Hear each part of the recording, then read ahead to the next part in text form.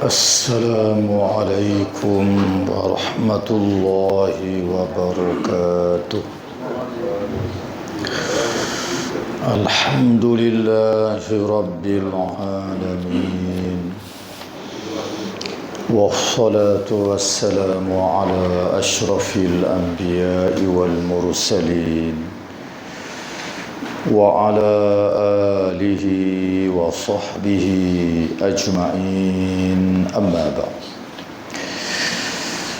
Yang dihormati dan dikasihi Al-Fadil Tuan Imam Fadil Tuan Haji Umar,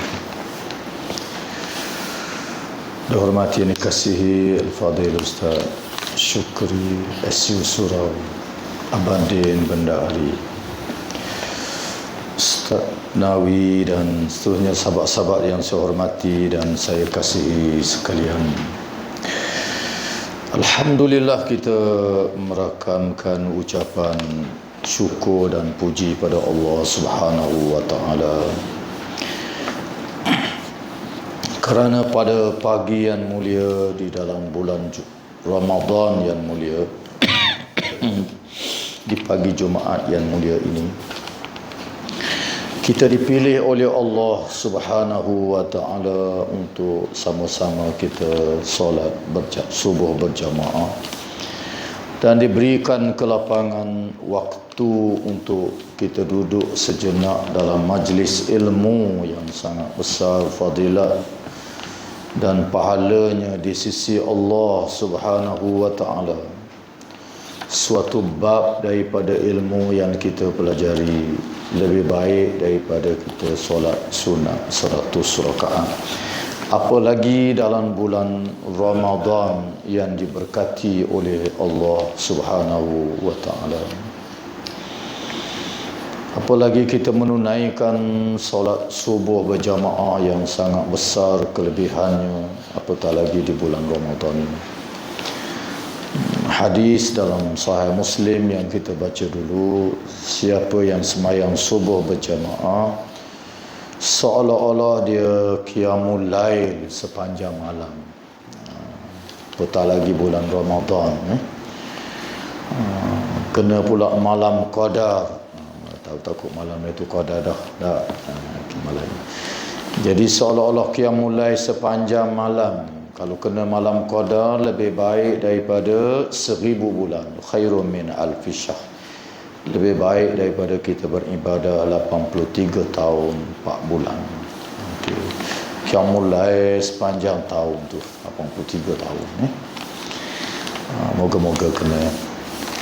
Kalau tak pun sembahyang sunat subuh yang kita tunaikan sebentar tadi, Nabi kata dalam hadis Sahih Muslim dan lain-lainnya, khairun minad dunya wa ma fiha, lebih baik daripada dunia dan segala isi.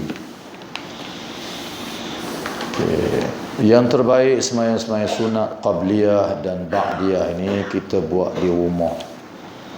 Nabi mengatakan, jangan kamu menjadikan wala taj'alu fi buyutikum al-qubura, yang kamu jadikan rumah kamu itu kubur. Yakni kubur ni orang tak sembahyang dah, kena ada juga. Tak sempat di rumah, di atas kenderaan, tak motor boleh, tak kereta boleh. Tak sempat juga terlewat, maka boleh kita buat solat qabliyah subuh ini selepas sembahyang subuh. Pagi kek pun boleh, iaitu dengan qadaan saja. Aku sembahyang sunat subuh qadaan, qada kerana Allah Taala. Okey, artinya boleh buat asalkan kita ada ilmu. Jadi insya-Allah pada bulan Ramadan ini, di tahun lalu kalau tak silap saya baca Mukhtasar Sahih Muslim. Jadi pada tahun ini saya akan baca satu kitab, ia panggil Bulughul Maram. Tebal ni, tapi dia ada dalam 1500 lebih hadis yang melibatkan hadis-hadis hukum yang disusun oleh Al-Imam Ibnu Hajar Al-Asqalani, ulama besar dalam mazhab Al-Imam Asy-Syafi'i rahimahullahu taala anhu. Kitab ni saya mengajar di surau Al-Quddus Batu Sembilan. Lama dah, tak habis-habis lagi, baru separuh. Baru separuh. Ada 1,500 lebih. Kitab ini masa saya belajar 30 tahun yang lalu jadi sukatan pelajaran, mata pelajaran hadis-hadis hukum. Sebab dalam ni ada berkenaan dengan hadis-hadis hukum je, iaitu ibadat, muamalat, munakahat dan jinayat, undang-undang Islam. Ada 4 benda besar dalam ilmu fiqh. Maka Al-Imam Ibn Hajar Al-Asqalani dia susun 4 tajuk besar ini. Jadi melibatkan hukum fiqh, cukuplah yang ada dalam ni. Dan pada tahun ini insya-Allah saya ambil satu tajuk dalam tu, iaitu berkenaan dengan Kitabu As-Siyam, berkenaan dengan puasa. Bertengok tajuk yang pertama, puasa Ramadan. An Abi Hurairah radhiyallahu anhu qala Rasulullah sallallahu alaihi wasallam la taqaddamu Ramadana bisawmi yawmin wala yawmain illa rajulun kana yasumu sawman falyasumhu, muttafaqun alaih. Abu Hurairah radhiyallahu taala anhu telah menceritakan bahawa Rasulullah sallallahu alaihi wasallam pernah bersabda, janganlah kamu mendahului bulan Ramadan dengan melakukan puasa sehari atau 2 hari sebelumnya, kecuali bagi seseorang yang mempunyai kebiasaan puasa dan bertepatan dengan hari itu, maka dia boleh melakukannya. Hadis ini diriwayatkan oleh Imam Bukhari, Imam Muslim dan lain-lain. Statusnya sangat sahih. Puasa ini, puasa Ramadan adalah merupakan rukun kepada rukun-rukun Islam. Mayang, puasa, zakat, haji. Dan ianya disebut di dalam Al-Quranul Karim dan dalam hadis-hadis yang sahih. Termasuk ada yang kita baca pada pagi ini. Maka semua ulama bersepakat tentang kewajipan semayang, berkewajipan puasa ni. Tak ada satu mazhab pun kata tak wajib ni. Kalau dia kata tak wajib, jadi kafir. Mengingkari perkara ma'lum minad din bid-darurah, menafikan benda yang diketahui oleh semua orang Islam. Di dalam hadis yang kita baca pada pagi ini, Nabi melarang seseorang itu berpuasa pada hari Syak. Jangan mendahului Ramadan dengan kita berpuasa 1 hari atau 2 hari, kecuali seorang yang dia puasa Ramadan, maka hendaklah dia boleh terus puasa yang biasa dia puasa. Maksud biasa dia puasa ni, dia puasa Isnin Khamis. Kebetulan sebelum Ramadan Jumaat, sebelum Ramadan 1 hari tu hari Khamis, maka dia biasa puasa Isnin Khamis, dia boleh puasa. Ataupun dia puasa sebagaimana Nabi Daud selam sehari, jatuh pada hari itu, hari dia puasa, dia boleh puasa. Ataupun 2 hari sebelum daripadanya, maka jangan puasa. Ini yang ada dalam Sahih Bukhari dan Sahih Muslim. Manakala ada dalam riwayat yang lain yang diriwayat oleh Imam Tirmizi dan lainnya, 15 hari sebelum puasa Ramadan, kalau orang tak rajin puasa, tak boleh puasa dah. Maka itu khilaf di kalangan para ulama, dan saya sudah sebut dalam kuliah saya sebelum daripada ini. Yang menjadi bersepakat sungguh ialah hadis yang ada dalam Bukhari Muslim ni, sehari ataupun 2 hari sebelum Ramadan. Kalau tak rajin puasa, tak boleh puasa. Manakala sebelum tu khilaf. Mazhab kita Tak boleh, majoriti ulama boleh. Okey. Wa an Ammar bin Yasir radhiyallahu anhu qala man sama al-yawma alladhi yushakku fihi faqad asa Abul Qasim sallallahu alaihi wasallam. Wa dzakarahu al-Bukhari ta'liqan wa wasalahu al-khamsa wa sahahahu Ibn Khuzaimah wa Ibn Hibban. Daripada Ammar bin Yasir radhiyallahu taala anhu telah menyatakan bahawa barang siapa yang melakukan puasa di hari yang meragukan, hari Syak, alladhi yushakku fi, hari Syak, hari 30 Syakban, habis dah lagi Syakban ke 1 Ramadan, hari Syak. Sesungguhnya kalau dia puasa juga, sesungguhnya dia telah mendurhakai Abul Qasim, iaitu Nabi SAW. Bukhari menengahkan hadis ini secara muallaq.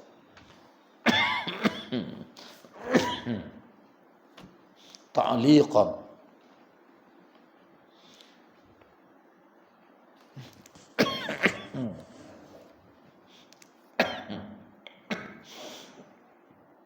Ada dalam Bukhari hadis ini sahih, tetapi ta'liqan.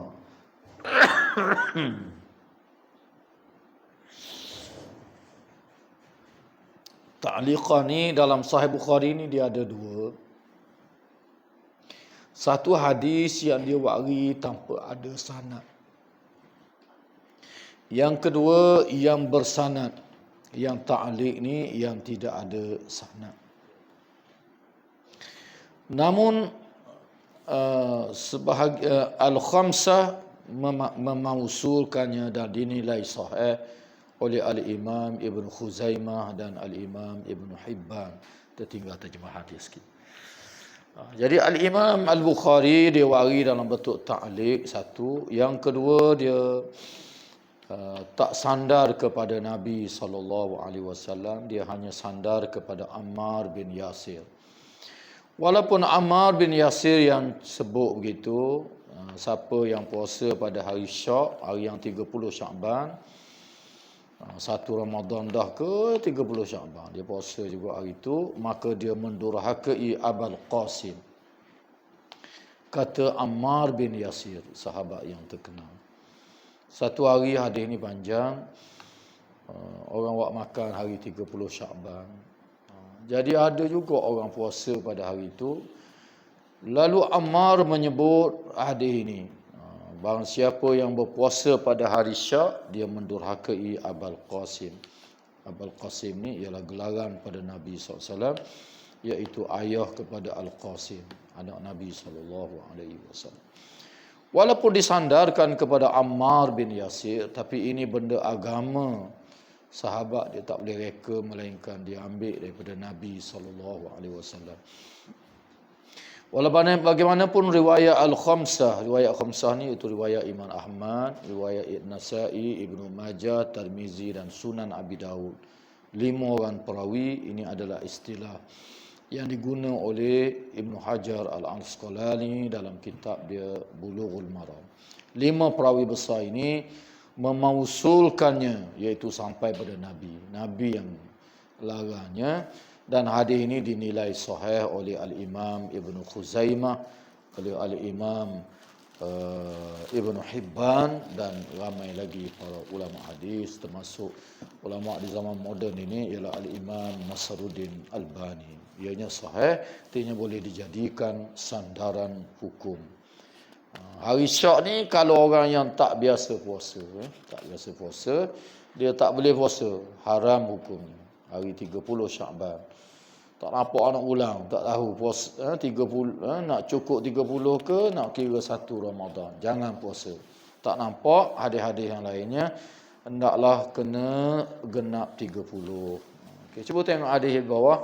Wa an ibn Umar radhiyallahu anhuma qala sami'tu Rasulullah sallallahu alaihi wasallam yaqul idza ra'aytumuhu fasumu wa idza ra'aytumuhu aftiru fa in ghumma 'alaykum faqduru la muttafaqun alaih. Abdullah ibnu Umar radhiyallahu anhuma telah mengatakan bahawa dia pernah mendengar Rasulullah sallallahu alaihi wasallam bersabda, apabila kamu melihatnya, iaitu anak bulan Ramadan, berpuasalah. Dan apabila kamu melihatnya pula anak bulan Syawal, berbukalah. Apabila penglihatanmu terhalang oleh kerana cuaca mendung, maka perhitunglah keberadaan olehmu. Faqdurulah, perhitungkanlah ni, maknanya tengok kalau hari yang ke-29 tengok anak bulan tu, maka kalau tak nampak genap 30 Syaban. Dua tengok bawah lagi, wali muslim fa in ughmiya alaikum faqduru lahu 30. Riwayat Imam Muslim, dan jika penglihatan terhalang oleh kerana mendung, maka perkiralah keberadaan menjadi 30 hari bulan Syaban. Jangan puasa lagi. Walil Bukhari, dalam hadis Bukhari pula disambung dengan fa'akmilul iddata 30. Riwayat Bukhari disebut, maka sempurnakanlah bilangannya 30 hari daripada bulan Syaban. Kalau Ramadan 30 hari Syaban, barulah 30 Ramadan, barulah raya. Kalau dah hari 29 tak nampak anak bulan, puasa lagi. Genap 30 Ramadan, barulah raya 1 Syawal keesokan. Walau fi hadis Abi Hurairah radhiyallahu anhu fa akmilu iddat Sya'ban 30. Menurut riwayat Bukhari lagi daripada Abi Hurairah disebut, sempurnakanlah bilangan bulan Sya'ban jadi 30. Ini lebih terang lagi ya. Maka kita kena genap 30. Ini kaedah yang Islam ajar. Guna bulan. Bulan ni ada sampai bila-bila, sampai kiamat. Tak payahlah mana nak guna teropong, nak guna gapo ke. Zaman Nabi tak ada. Akan datang entah lagu mana lagi orang tengok anak bulan ni, mana kalau ikut kaedah Islamnya boleh guna sampai bila-bila ni. Tengok anak bulannya. Kalau anak bulan ni tak ada, kiamat dah jawab dia. Memang ada wajib puasa lah. Jadi cara nak tengok ni pada 29 Syaban. Kalau nampak, esok puasa. Sebab bulan dalam Islam ni, dalam hadis yang lain, Nabi sebut kadang-kadang 29, kadang-kadang 30. Ada anak bulan, kira 1. Kalau tak nampak, genap 30, barulah. Lepas tu baru kita puasa 1 Ramadan. Tak payah tengok pun tak apa dah. Okey. Tengoknya di awal bulan. Kalau negeri tu nampak, puasa. Negeri tak nampak, tak puasa. Tahun ni, negara-negara Arab banyak nampak dia puasa hari Isnin lagi. Saudi, beberapa buah negara tu puasa hari Isnin. Awas hari. Kita tak nampak. Indonesia, Thailand, Brunei, Malaysia puasa hari Selasa. Dan banyak juga negara-negara di dunia ni yang puasa hari Selasa. Tak apa, boleh. Kita puasa, orang yang puasa awal, kalau dia nampak awal 29, dia puasa awal sehari pada kita lah. Kita takdir tak nampak, kita cukup 30 jadi lewat. Kalau lewat tak apa, asalkan tengok anak bulan, tak nampak puasa, nampak puasa. Negara-negara Arab ni kebanyakannya mudah nampak. Saya duduk sana dulu, dia mudah nampak. Antara sebab dia mudah nampaknya ialah kerana awang dia ni kosong terus, tak ada awang-awang putih macam kita ni, tak ada. Terang, langit dia biru je. Kalau betul-betul ada anak bulan tu, tak nampak dengan mata kasar je. Mata kasar tu boleh tengok dah. Dia tak ada main awang mendung ke, awang tak mendung ke, tak ada. Terang. Dan di sana pula dia lewat, dia takut ada saksi-saksi yang tengok. Kalau di negara Syria lah, nak tidur awal tak boleh maulah puasa. Kena tunggu pengumuman waktu TV pukul 10, pukul 11 baru ada pengumuman. Dia ada qadhi dia, hakim dia, takut ada orang mai buat laporan nampak anak bulan. Tengok tu tengoklah. Kita pukul 8 tu berita rakyat dah. Besok puasa, besok tak puasa rakyat dah. Ini pukul 10 tu tak hal lagi.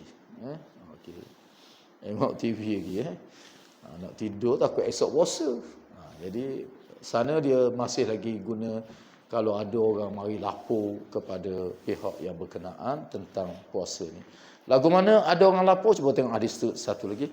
Wa an ibni Umar radhiyallahu anhuma qala tara an-nasul hilala fa akhbartu Rasulullah sallallahu alaihi wasallam anni ra'aituhu fa sama fa amara an-nasa bi siyamihi rawahu Abu Dawud wa sahahu Ibnu Hibban wal Hakim. Abdullah ibnu Umar radhiyallahu taala anhu telah menceritakan orang ramai melihat munculnya hilal anak bulan. Lalu aku memberitahu pada Nabi SAW. Abdullah bin Umar goyak pada Nabi, bahawa diriku pun melihat. Orang ramai tengok, aku pun tengok.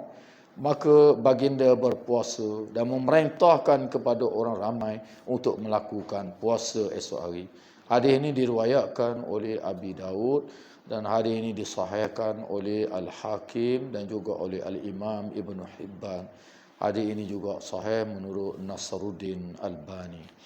Mana kalau seorang goyak pun dengan saksi yang adil di sisi sebahagian besar mazhabnya sudah boleh. Okay. Berkenaan dengan saksi ini,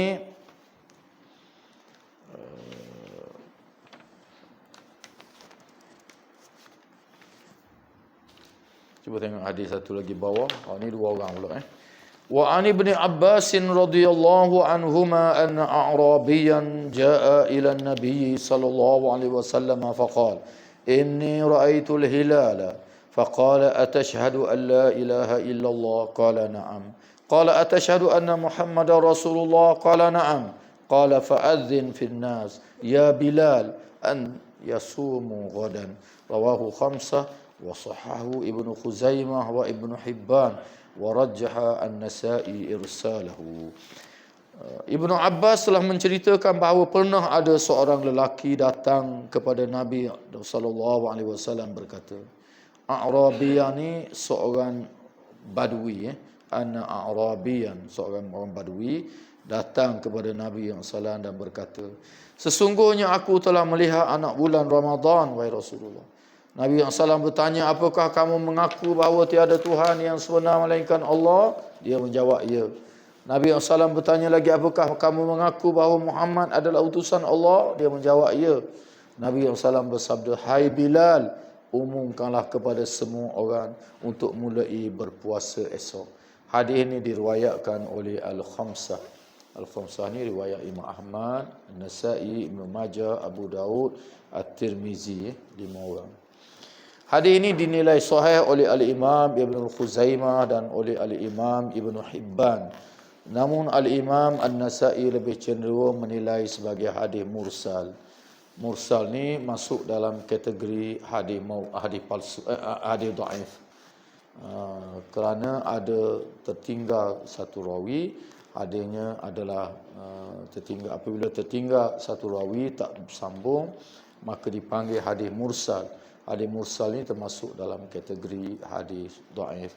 Hadis ini khilaf yang terakhir terbaca malam ini khilaf. Sebahagian kata sahih, sebahagian kata dhaif. Yang kata dhaif dia tak pakai.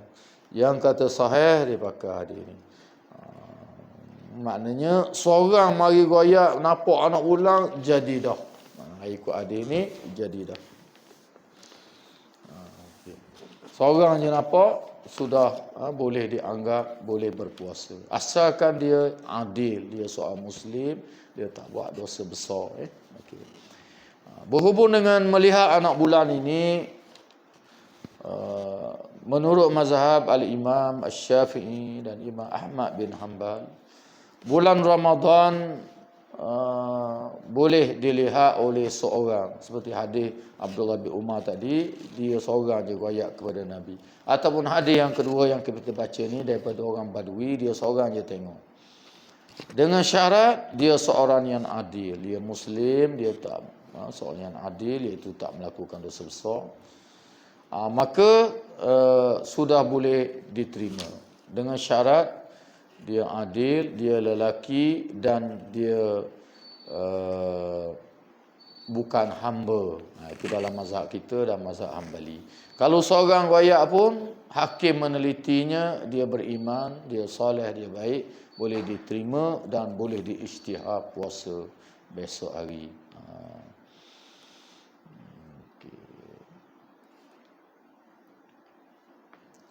Walau bagaimanapun dalam mazhab kita, mazhab Imam Ahmad, ini kalau lihat anak bulan. Kalau lihat bulan Syawal, kita menetapkan 2 orang paling kurang tengok. 2 orang yang adil, lelaki dan merdeka.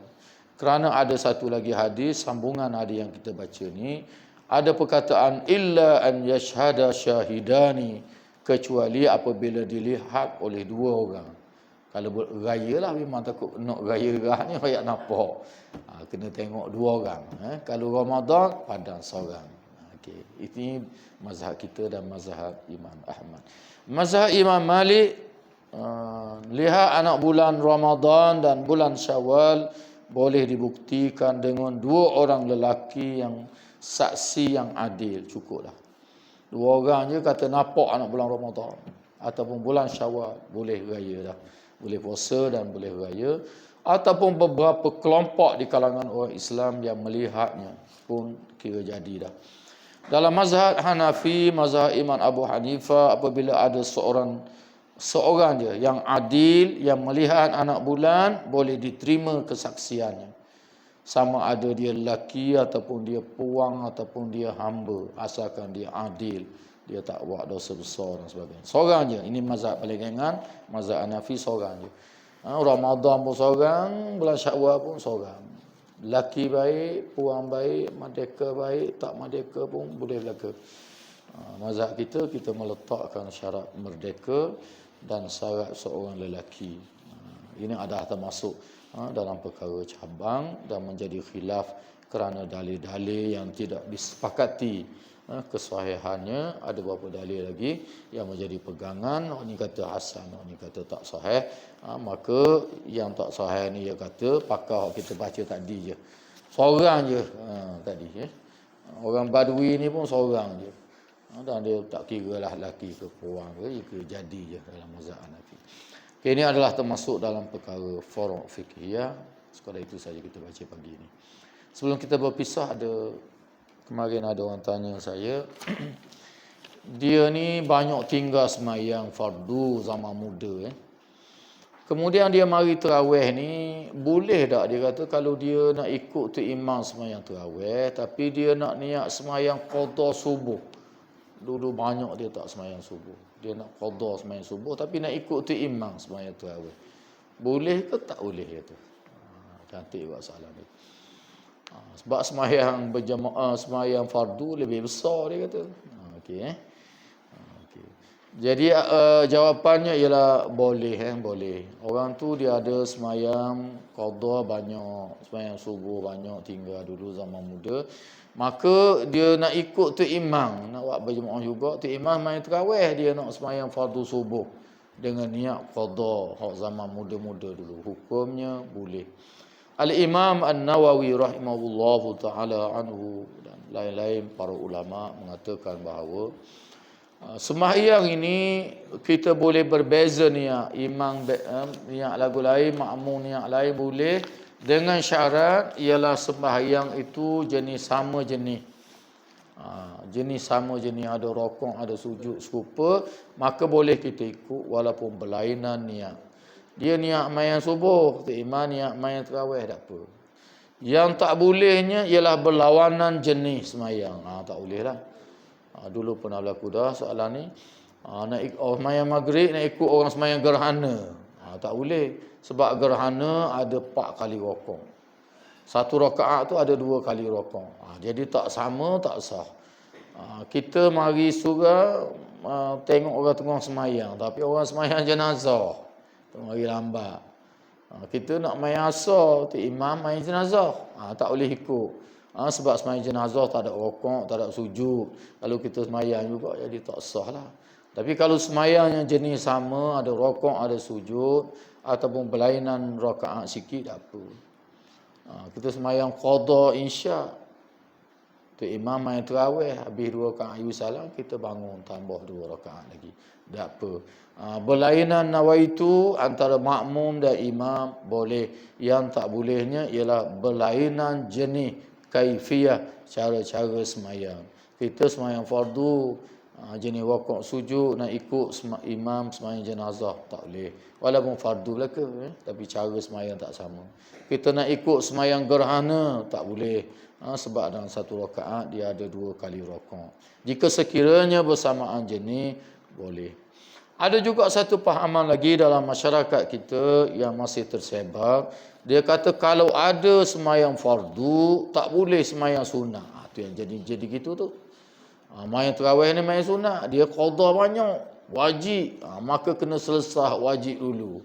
Al-Imam An-Nawawi dan lain-lain mengatakan bahawa walaupun kita masih ada yang fardu, yang wajib kita tunaikan, walau bagaimanapun ada benda-benda yang melibatkan semayang sunat, yang melibatkan waktu dan masa dia, seperti semayang tarawih di bulan Ramadan, kita boleh menunaikan semayang sunat tarawih. Walaupun semayang qada kita masih banyak lagi, 30 tahun tinggal. Masih boleh buat semayang sunat. Begitu juga sunat qabliyah dan ba'diyah boleh buat. Walaupun kita masih ada semayang qada yang masih banyak, tidak menjadi halangan. Sebagaimana orang yang berhutang tu wajib bayar. Tapi mari bulan Ramadan kita pun nak sedekah sunat juga. Boleh dalam tabung juga. Kalau kira wajib bayar hutang. Tapi di samping itu kita boleh sedekah juga. Yang sunat ada nak masjid, nak apa, ada keperluan boleh sedekah. Sah, tidak menjadi halangan. Begitu juga dalam sembahyang-sembahyang sunat ni, termasuk sembahyang sunat tarawih, benda ni ada bulan puasa je. Jadi kalau kita tak ambil peluang jadi tak ada lah lalu Ramadan. Jadi boleh nak sembahyang sunat Ramadan tarawih.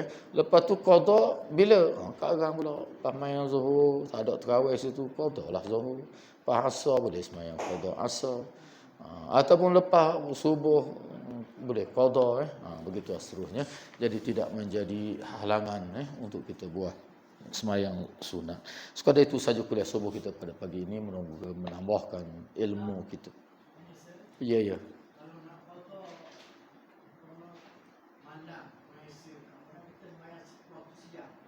Boleh, tak jadi halangan. Niat je. Yang kita nak qada isyak tapi nak buat lepas mayang zuhur. Qada isyak hak sama itu ada tertinggal, tak habis lagi pada anggaran kita, tak jadi halangan. Semayang sunat qabliyah subuh, sebelum subuh. Dah tadi. Pas subuh pula ada kuliah subuh, pagi dah. Maka boleh semayang qada selepas daripada ini, qada semayang sunat subuh qabliyah. Tidak menjadi halangan. Qada ni tak ada apa-apa. Boleh buat masa-masa mana pun. Sekadar itu sahaja kuliah kita pada pagi ini. Aqulu qawli hadza wa astaghfirullahal azim li wa lakum. Wassalamualaikum warahmatullahi wabarakatuh.